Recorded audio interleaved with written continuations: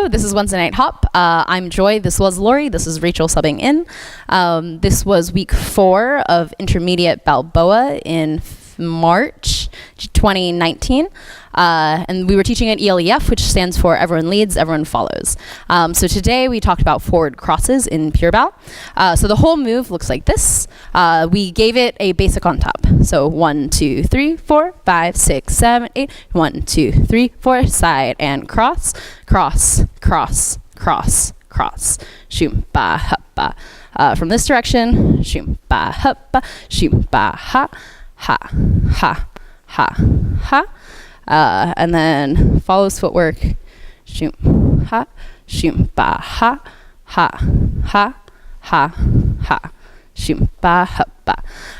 We started with an exercise to work on how to get the follows leg to kind of hang and have a weighted dangle and pendulum swing underneath to get it to work. We started with training wheel arms, and follows chose a foot to stand on and chose a free leg. We thought about having a weighted hang, and letting our leg hang weighted, but float above the floor. And we started with some forward back motion, just to get the dangle, and then we added some rotational motion in. Shoot. And as a follow, I'm thinking of if my torso is forward, then my foot is kind of directly beneath my shadow, yeah? So it wasn't a stretching motion and it wasn't a reaching motion. So we started with forward back, then we added rotation, and then we added some twist. So the twisting exercise was from here.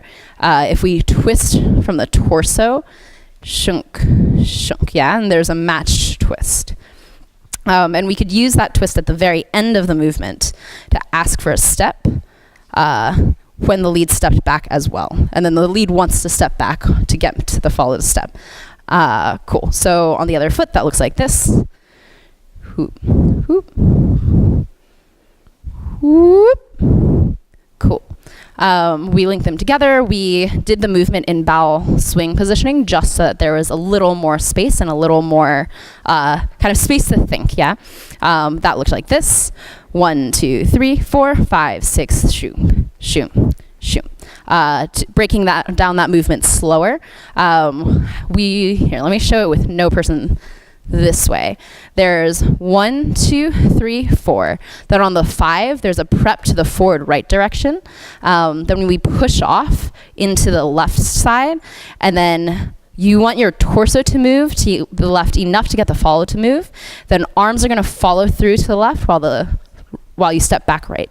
So together that looks like 1, 2, 3, 4, push off back. Yeah? From this direction, 1, 2, 3, 4, push off back. Cool. Yeah, I guess final wrap up was with a person that looks like this. 1, 2, 3, 4, push off back. Shoot, shoot, shoot, shoot.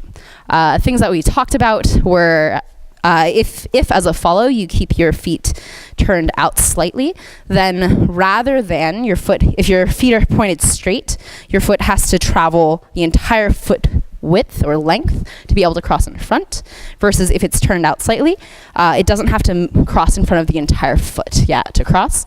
As a lead, it is easier if I keep my feet together versus if I have too wide of a stance. That can make things difficult.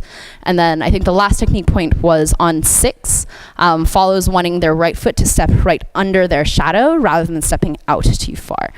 So if the follower were to step out very far, that would look like this. 1, 2, 3, 4, 5, 6. And this means that we now have to ask them to step much farther to get across, yeah? Versus if they step right under themselves, shoom ba ha ba, shoom ba ha. And it's a very small amount of short distance to get the cross. Cool, I think that was it. Thank you to Rachel.